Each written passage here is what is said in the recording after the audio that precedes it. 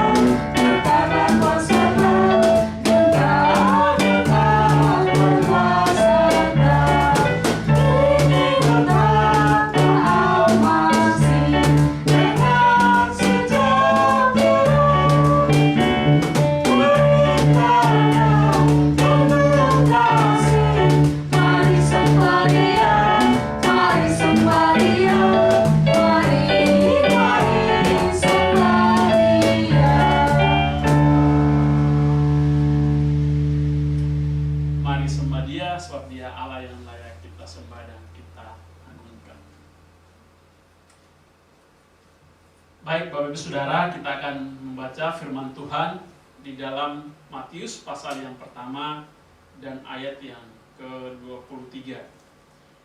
Bapak Ibu Saudara, mari kita akan membuka Alkitab kita di dalam Matius pasal yang pertama dan ayat yang ke-23. Kita akan baca bersama-sama.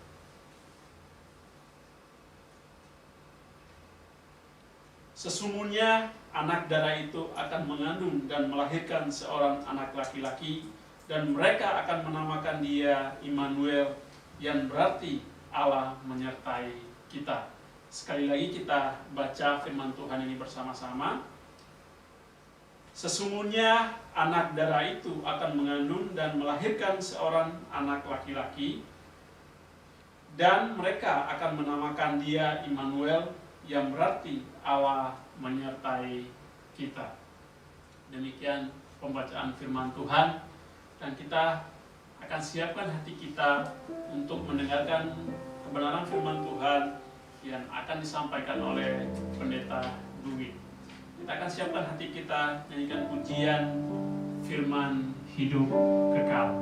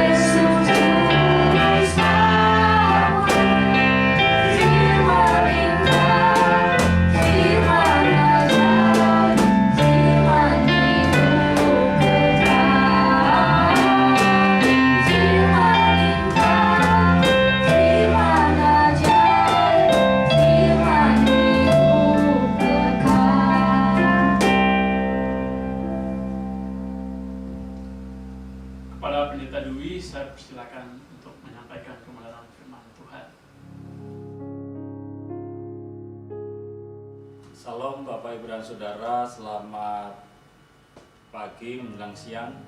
Merupakan suatu kebahagiaan yang luar biasa apabila saat ini kita dapat bersama-sama berkumpul untuk kebaktian, dan secara khusus ini merupakan kebaktian istimewa karena kita sudah melewati peristiwa besar yaitu Natal di tanggal 25 yang lalu, Dan Natal tahun ini memang berbeda dengan Natal-Natal tahun-tahun yang lalu. Kalau tahun-tahun yang lalu, bulan Natal merupakan bulan yang semarak. Kita bersama-sama keluarga datang ke gereja, menghias di gereja, mendekor gereja dengan perhiasan-perhiasan Natal yang sangat luar biasa. Tetapi saat ini di tengah-tengah pandemi COVID-19, kita diperkenan oleh Tuhan untuk memperingati peristiwa Natal, kelahiran Sang Juru Selamat. Sekalipun kita hanya ada di dalam rumah, tetapi biarlah suasana Natal tidak berkurang sedikit pun, tetapi justru memberi kehangatan di dalam rumah tangga saya dan saudara. Pertama-tama kami juga berterima kasih kepada Pendeta Edwin yang memberi kesempatan kepada kami berbagi kebenaran firman Tuhan, dan juga dengan seluruh panitia perancang dan jemaat kami mengucapkan banyak terima kasih untuk kesempatan yang diberikan kepada kami berbagi kebenaran firman Tuhan. Sebelum kita bersama-sama mempelajari satu kebenaran firman Tuhan, kami sekeluarga mengucapkan selamat hari Natal kepada seluruh jemaat dan juga menjelang tahun baru di tahun 2021. Banyak kenangan yang sudah kita tinggalkan di tahun 2020 dan kita akan memasuki tahun 2021. Kita meyakini bahwa penyertaan Tuhan yang kita alami sepanjang tahun 2020 juga akan kita alami di tahun mendatang.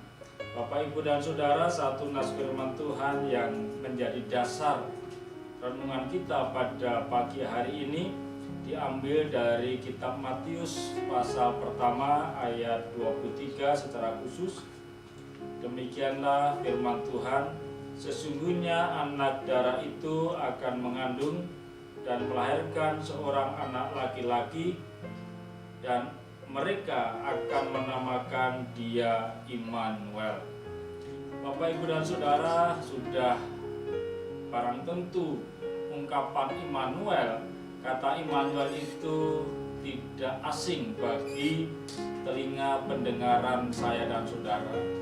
Nama Immanuel begitu lekat di dalam kehidupan saya, bahkan di dalam keseharian saya. Dan saudara, kita sudah mendengar, kita sudah seringkali memahami tentang nama Immanuel. Sekali lagi kita akan mencoba memahami, melihat apa kebenaran dari Immanuel. Kalau kita perhatikan Bapak, Ibu, dan Saudara, kata Immanuel pertama kali muncul di dalam Yesaya pasal 7 ayat 14. Di sana muncul nama Immanuel sebagai suatu tanda yang diberikan Tuhan kepada Raja Ahaz ketika Raja Ahaz mengalami suatu persoalan, dan Nabi berkata kepada Raja agar meminta suatu tanda, tetapi Raja tidak mau meminta. Dia berkata takut untuk meminta tanda. Maka dari itu Tuhan memberi tanda sendiri, yaitu Immanuel, yang akan lahir dari seorang darah, yang akan lahir dari seorang perawan. Ini suatu tanda yang luar biasa, dan di dalam seluruh perjanjian lama Bapak, Ibu, dan Saudara, kita juga memperhatikan bagaimana setiap kitab di dalam perjanjian lama, bahkan setiap nabi di dalam perjanjian lama berbicara tentang nubuatan ini, berbicara tentang suatu harapan. Ada janji yang dijanjikan Tuhan, dan itu menjadi harapan bagi setiap orang, yaitu datangnya Mesias. Kalau kita perhatikan dari kitab per kitab perjanjian lama, setiap kitab menubuatkan tentang Mesias, tetapi ada suatu saat di mana sepertinya nubuatan ini berhenti, yaitu pada waktu masa jarak antara perjanjian lama dan perjanjian baru. Jarak antara perjanjian lama dan perjanjian baru itu ada waktu sekitar 400 tahun yang oleh para ahli teologi disebut sebagai masa diam atau silent period. Jadi pada masa ini memang tidak ada firman Tuhan, tidak ada nabi yang dipanggil, tidak ada mujizat-mujizat Tuhan yang dilakukan seperti Tuhan dulu melakukan mujizat itu melalui Musa, melalui Yosua, melalui Elia, bahkan melalui begitu banyak umat Tuhan di dalam Perjanjian Lama, para nabi. Demikian juga kita juga dapat menyaksikan bagaimana Allah itu luar biasa di dalam Perjanjian Lama. Tetapi pada saat masa diam ini, selama 400 tahun itu, kebesaran Allah itu sepertinya tidak terlihat. Penampakan-penampakan Tuhan itu juga tidak ada. Wahyu tidak ada yang diberikan. Sehingga dengan demikian ini sepertinya pemeliharaan Allah kepada manusia itu sudah berakhir pada akhirnya Perjanjian Lama. Pada berakhirnya Perjanjian Lama, sepertinya pemeliharaan Allah kepada umat manusia itu juga sudah berakhir.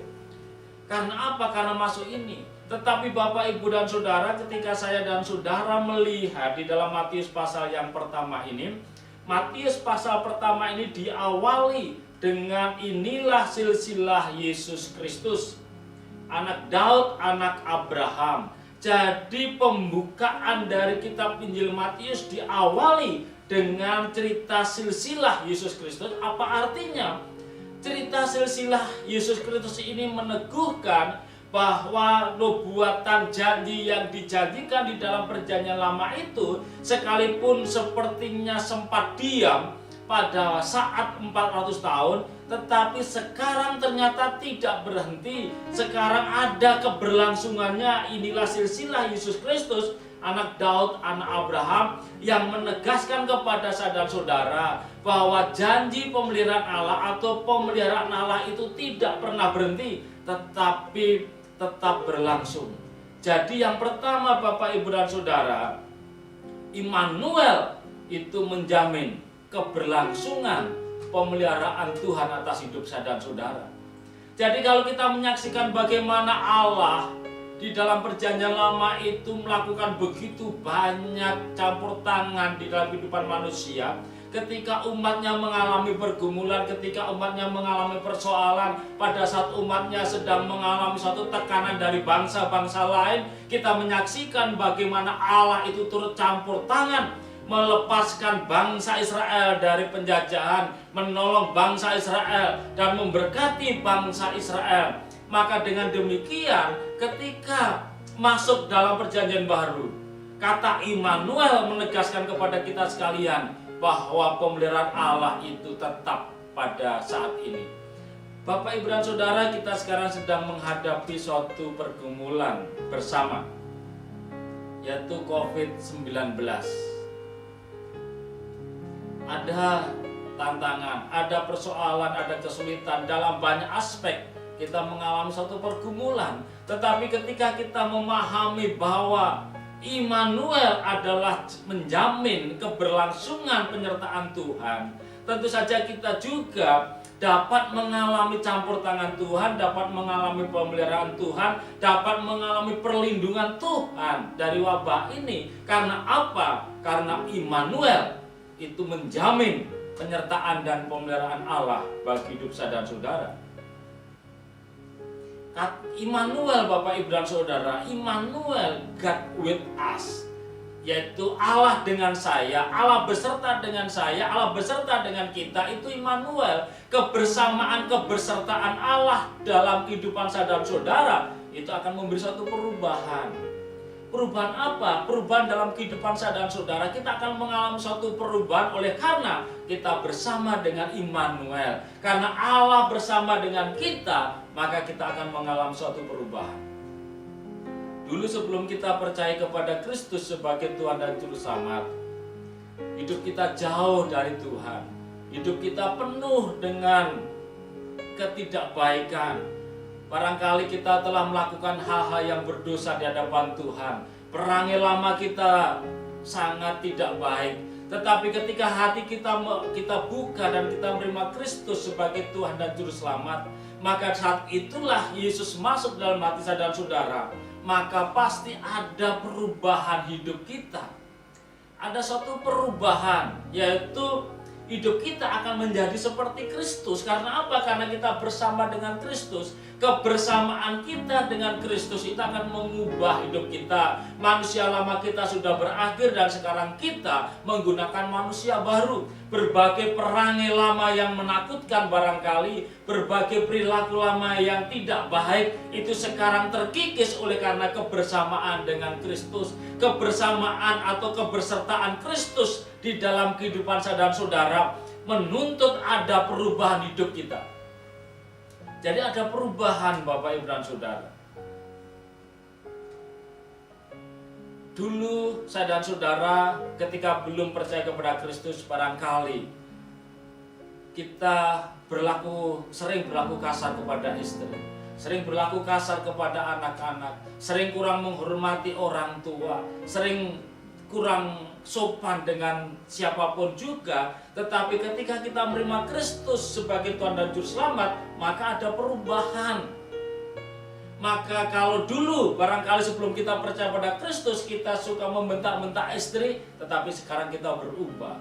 Dulu kita kurang begitu sayang pada keluarga, waktu kita habiskan untuk bekerja, siang malam kita bekerja, kita berangkat bekerja, ketika anak masih tidur, dan ketika kita pulang menyaksikan anak sudah tidur, dan kita tidak pernah bertemu dengan anak, tidak pernah bercengkrama dengan keluarga. Tetapi ketika Allah bersama dengan saya dan saudara, ada suatu perubahan nilai di dalam kehidupan saya dan saudara. Kita memahami bahwa ada nilai yang berubah di dalam diri kita.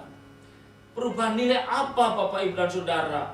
Pemahaman kita terhadap kehidupan menjadi berubah. Kalau dulu barangkali kita lebih kepada material oriented, lebih kepada orientasi kita lebih kepada materi, tetapi sekarang kita lebih berorientasi pada rohani, pada spiritual. Dari sini kita memahami ada perubahan nilai. Ketika kita mengalami perubahan nilai, kita juga mengalami perubahan sudut pandang, mengalami perubahan hati, mengalami perubahan cara berbicara, mengalami perubahan dalam banyak hal. Perilaku kita juga berubah oleh karena kita dekat dengan Kristus. Jadi perubahan terjadi ketika kita bersama Kristus. Immanuel itu akan mengubah kita. Karakter kita akan berubah menjadi semakin seperti Kristus. Nah, itu Immanuel Bapak Ibu dan Saudara. Karena kita setiap hari berjalan bersama dengan Sang Kristus, maka dengan demikian kebersamaan kita, doa-doa kita, pergumulan kita, saat teduh saya dan saudara, puji-pujian yang kita pujikan setiap hari itu nanti akan mengubah diri saya dan saudara. Perubahan itu memang tidak terjadi secara instan. Perubahan hidup orang percaya itu melalui suatu proses yang luar biasa. Ada saat di mana sepertinya saya dan saudara tidak bisa berbuat apa-apa. Ada saat di mana sepertinya kita itu hanya diam. Karena apa? Karena begitu banyak tekanan. Tetapi ketika kita mengizinkan tekanan demi tekanan itu dapat diizinkan oleh Tuhan untuk menjadi sarana perubahan hidup kita sekalian. Seperti seekor ulat. Ulat itu ketika kita melihat ulat di daunan itu kan rasanya sangat menjijikkan. Kita takut, kita jijik, apalagi ibu-ibu dan para gadis itu kan tidak ada yang menyukai ulat. Kalau ada ibu dan para gadis yang suka ulat itu barangkali mengalami penyimpangan tersendiri. Lah, ulat itu sangat menjijikkan, itu warna, dan sebenarnya dalam konteks kekristenan ulat itu adalah gambaran manusia lama. Tetapi untuk menjadi kupu-kupu, menjadi manusia baru yang dikagumi oleh begitu banyak orang, ada fase di mana ulat itu akan berubah menjadi kepompong. Kita perhatikan ketika kepompong itu menempel di dedaunan pohon, kita menyaksikan Bapak Ibu dan Saudara, kepompong itu tidak bisa berbuat apa-apa, tidak bisa berjalan, tidak bisa pindah kemana saja. Kalau barangkali ada burung yang memelatok kepompong, dia juga tidak bisa mengelak. Ada ibu-ibu yang mengambil pohon barangkali dan dimasukkan ke dalam tungku api juga tidak bisa menolak, dia hanya diam. Tetapi diamnya itu Bapak Ibu dan Saudara sedang mengandung satu potensi perubahan yang besar, yaitu akan menjadi seekor kupu-kupu yang luar biasa. Sehingga dengan demikian di dalam fase perubahan kehidupan saya dan saudara, kadangkala kita mengalami satu fase seperti kepompong yang diam tidak bisa berbuat apa-apa. Kita hanya menyandarkan diri kepada firman Tuhan, kita hanya mengandalkan diri pada perlindungan Tuhan, kita hanya mengandalkan diri pada campur tangan Tuhan. Kita tidak bisa berbuat apa-apa Bapak Ibu dan Saudara. Tetapi ketika kepompong itu sudah berakhir masa kepompongnya, berubah menjadi kupu-kupu dan menjadi binatang yang sangat indah, serangga yang sangat indah. Demikian juga kehidupan saya dan saudara. Barangkali ada saat kita menjadi seperti kepompong, tidak punya kekuatan, kita dihina, kita dimaki, kita dianiaya, kita ke gereja tidak dipedulikan. Orang tidak pernah melihat saya dan saudara. Tetapi ketika kita memahami bahwa saat ini saya sedang masuk pada fase ini, izinkanlah kuasa Roh Kudus yang ada di dalam diri kita, yang memberi ruang agar kita menjadi pribadi yang luar biasa lewat suatu proses tempaan, lewat suatu masa di mana sepertinya kita tidak punya kekuatan, dan ketika itu kita dapat melewati, maka kita akan menjadi seperti kupu-kupu yang indah Bapak Ibu dan Saudara. Immanuel membuat kita menjadi serupa dengan Kristus. Tetapi ada fase, ada proses bagaimana saya dan saudara berubah menjadi pribadi yang luar biasa itu. Kita harus menahan diri, kita harus sabar, kita harus mengubah cara berpikir kita harus mengubah sikap dan perilaku kita. Semuanya itu perlu proses dan tidak terjadi secara instan. Yang ketiga Bapak Ibu dan Saudara, yang pertama tadi Immanuel, itu menjamin keberlangsungan penyertaan Tuhan. Yang kedua Immanuel itu membuat kita semakin serupa dengan Kristus. Dan yang ketiga Immanuel, ketika Allah beserta dengan kita, siapa yang dapat melawan saya dan saudara? Ketika Allah ada di dalam diri kita, ada suatu kekuatan, ada suatu kuasa yang luar biasa di dalam diri setiap orang percaya. Kalau kita menyaksikan di dalam perjanjian lama bagaimana Allah turut campur tangan memelihara umatnya, ketika barangkali umat pada waktu itu sedang mengalami suatu persoalan, tekanan dari bangsa luar, Allah turut campur tangan menolong, melindungi umat Tuhan. Immanuel juga memungkinkan hal itu terjadi dalam kehidupan saya dan saudara. Bahkan tidak memungkinkan, memastikan bahwa pemeliharaan dan campur tangan Allah itu masih tetap nyata pada saat ini. Mujizat Tuhan itu masih ada oleh karena Immanuel. Ketika kita memahami Bapak Ibu dan Saudara, Immanuel ada bersama dengan kita. Tadi kita melihat bahwa Immanuel itu menjamin keberlangsungan penyertaan Tuhan. Tadi kita juga sudah melihat bahwa Immanuel itu membuat kita menjadi semakin serupa dengan Kristus. Dan sekarang Immanuel itu memberi kekuatan kepada kita sehingga kita sanggup bertahan menghadapi begitu banyak tantangan, bahkan lebih daripada itu kita mengalami keberhasilan. Immanuel. Ada satu cerita di dalam perjanjian lama tentang Yusuf. Cerita tentang Yusuf ini sangat menarik Bapak Ibu dan Saudara. Yusuf seorang anak yang dibesarkan dalam keluarga yang satu dengan yang lain kurang saling mengasihi. Yakub bapaknya lebih menyayangi Yusuf daripada anak-anak yang lain. Sikap orang tua seperti ini untuk kemudian membuat anak yang lain menjadi iri. Karena iri itu maka ada niat yang jahat di dalam saudara-saudara Yusuf terhadap Yusuf. Suatu saat ketika saudara-saudara Yusuf sedang mengembalakan domba, Yakub menyuruh Yusuf anaknya untuk mengirim saudara-saudaranya, mengirim makanan. Dan ketika Yusuf dari kejauhan sudah dilihat oleh saudara-saudaranya, maka saudara-saudaranya berkata, dia ini yang harus kita kasih pelajaran. Ada persekongkolan jahat dari saudara-saudara ini. Maka untuk kemudian cerita pendeknya, Yusuf dimasukkan ke dalam sumur. Ketika Yusuf ada di dalam sumur, kita dapat menyaksikan ini barangkali sudah menjadi akhir bagi Yusuf. Tetapi kita melihat bahwa Allah sanggup mengubah peristiwa menakutkan, peristiwa menegangkan. Allah sanggup mengubah peristiwa yang sepertinya menutup masa depan saya dan saudara, justru menjadi jalan lebar bagi keberhasilan di masa mendatang. Yusuf ada di dalam sumur. Ketika Yusuf ada dalam sumur, ada saudagar lewat.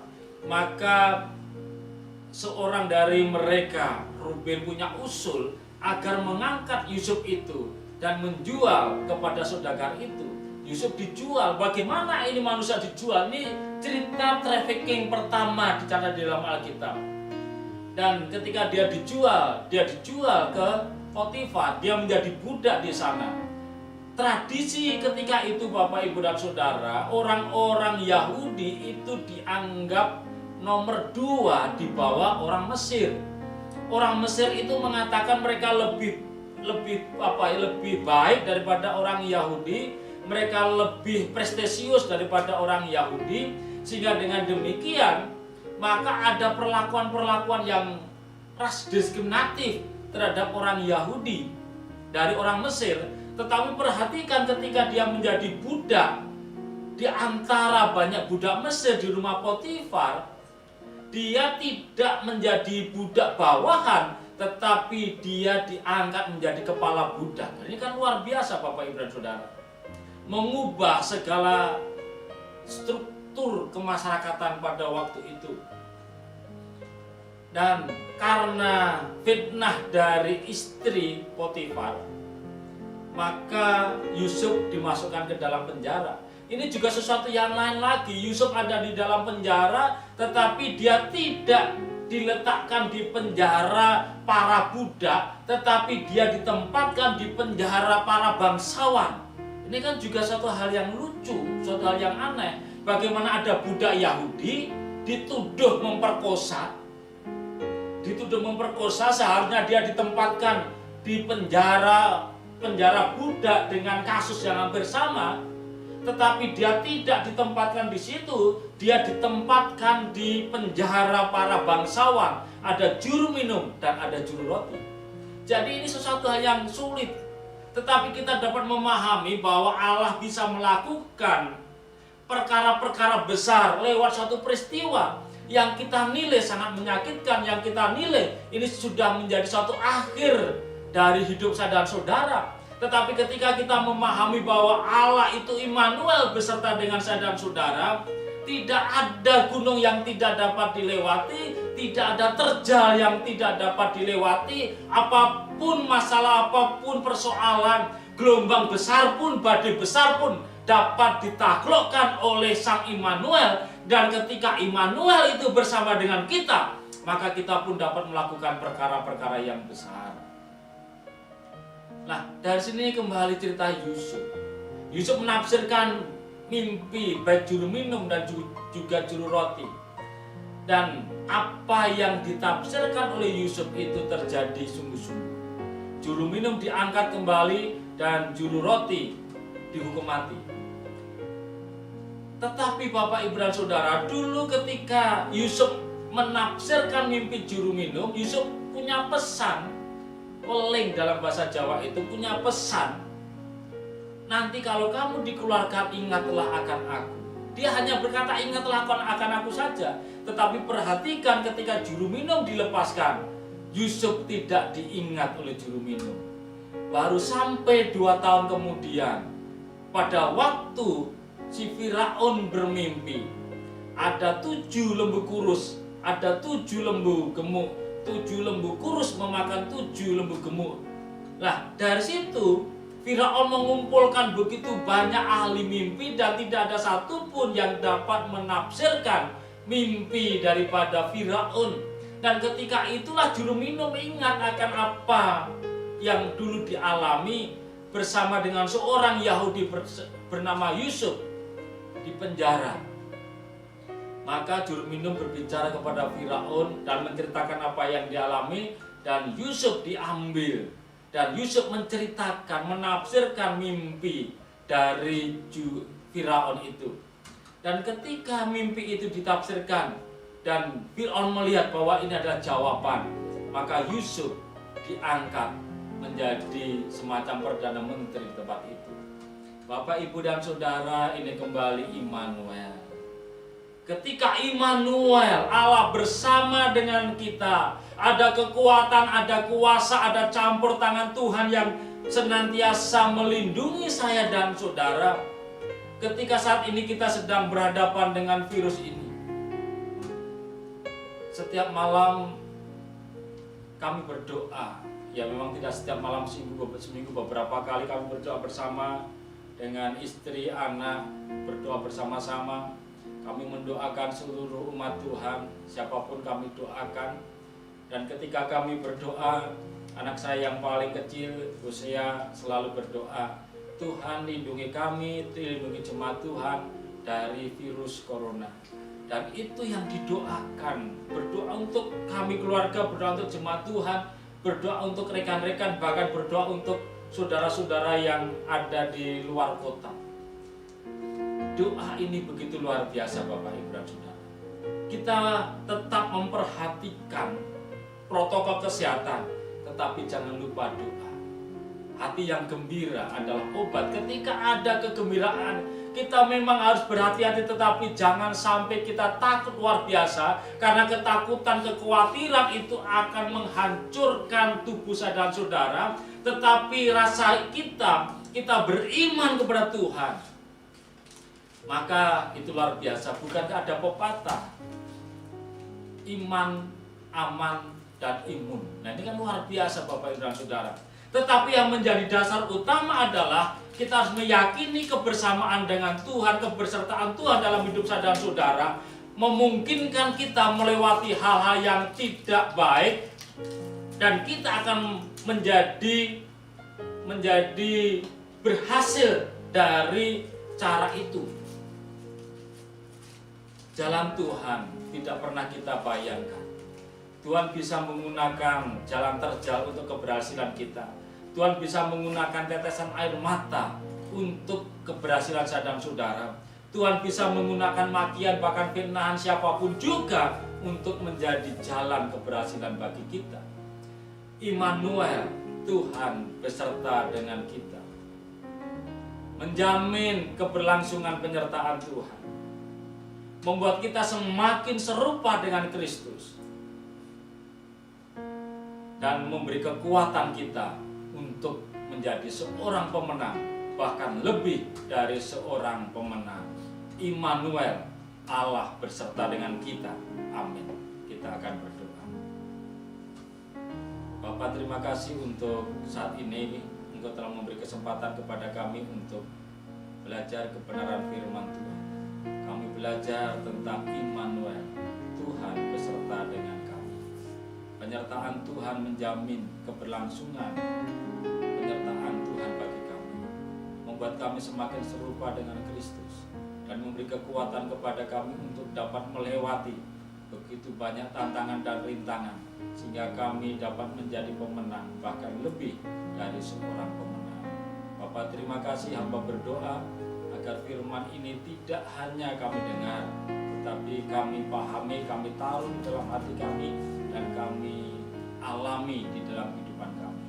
Terima kasih Bapa, di dalam nama Tuhan Yesus Kristus kami berdoa dan mengucap syukur. Amin.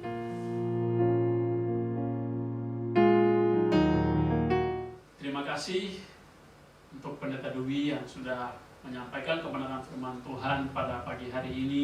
Saya percaya bahwa kita semua diberkati oleh kebenaran firman Tuhan pada pagi hari ini. Kita akan merespon firman Tuhan dengan pujian menyenangkanmu.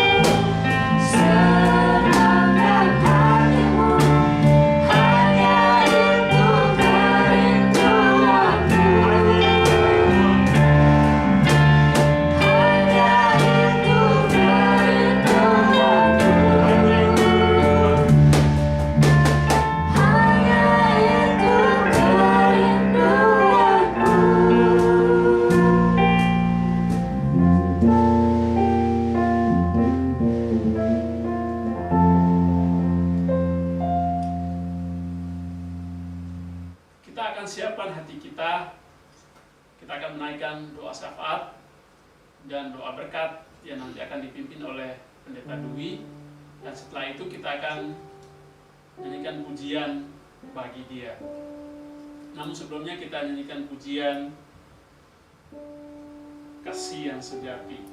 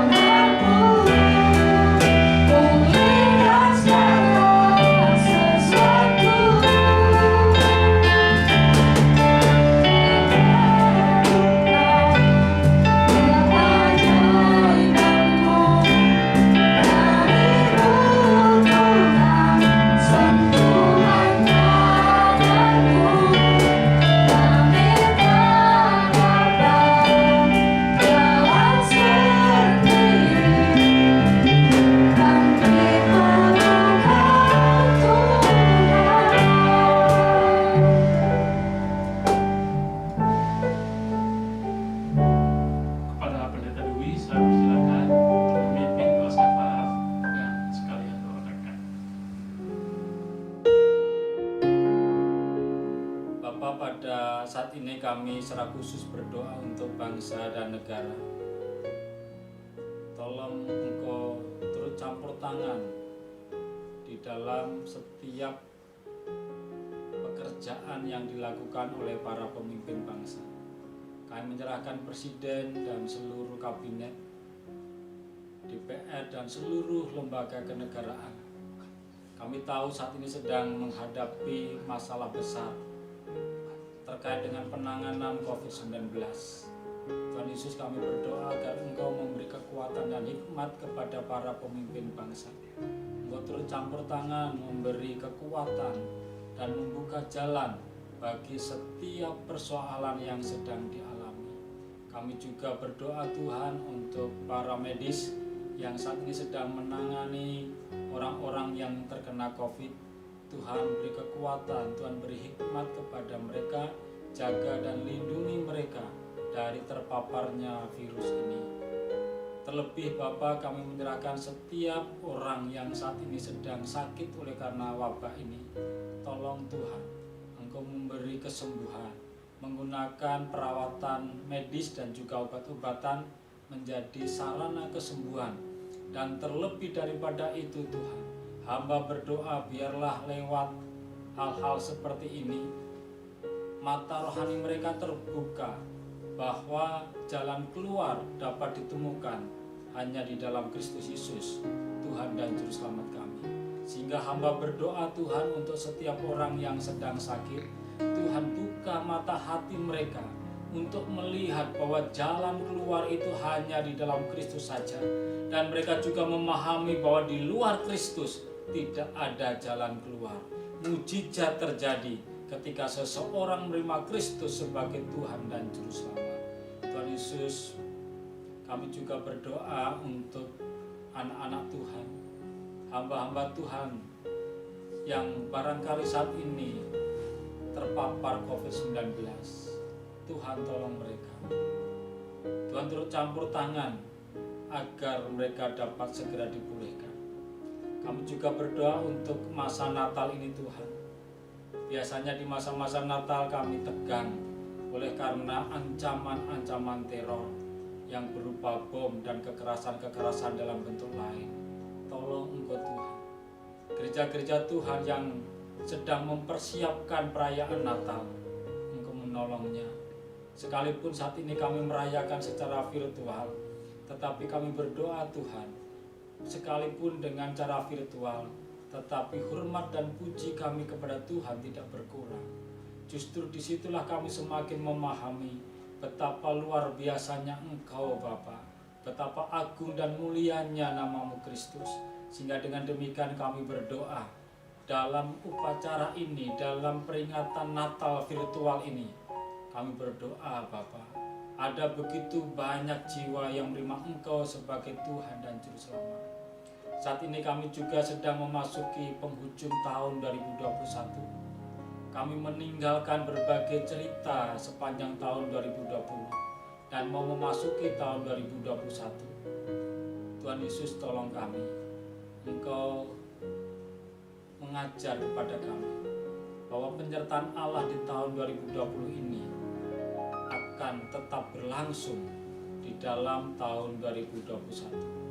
Ketika kami memasuki tahun baru nanti Tuhan, kami Tuhan beri hikmat, Tuhan beri semangat, Tuhan beri antusias untuk memasuki tahun ini, tahun baru ini, dengan keyakinan bahwa Allah yang ajaib masih menyertai kami. Ketika Allah yang ajaib menyertai kami, maka keajaiban demi keajaiban juga akan kami alami. Terima kasih Tuhan Yesus, terima kasih. Kami juga berdoa untuk gereja ini, Gereja Baptis Indonesia GBC ini.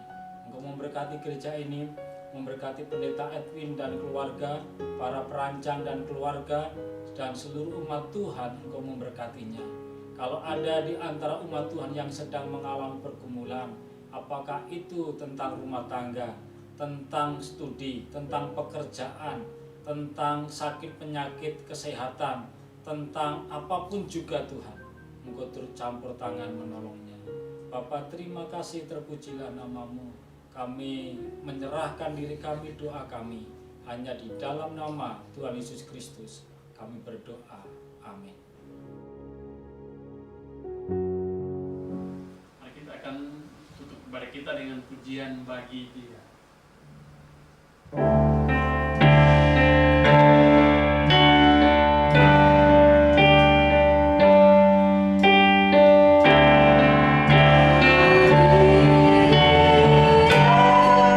Segala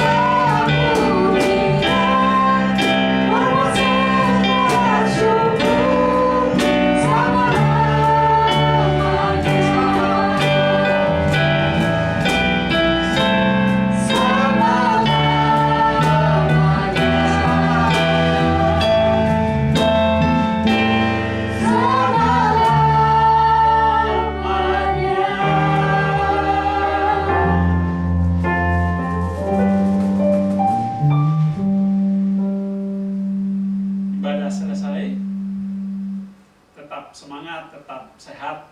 Tuhan Yesus memberkati kita semua. Selamat Natal dan Tahun Baru. Tuhan Yesus memberkati.